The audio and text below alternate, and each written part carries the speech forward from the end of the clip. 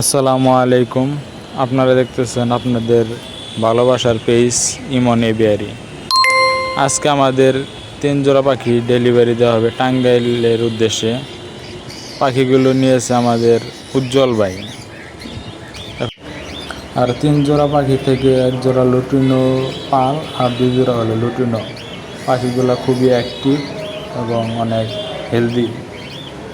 আর 3 জোড়া পাখি রানী এভিয়ারিতে ডিম বাচ্চা করা। আপনারা সাথেই থাকেন এবং দেখেন পাখিগুলো কীভাবে এক জায়গা থেকে আরেক জায়গায় ডেলিভারি দেওয়া হয়।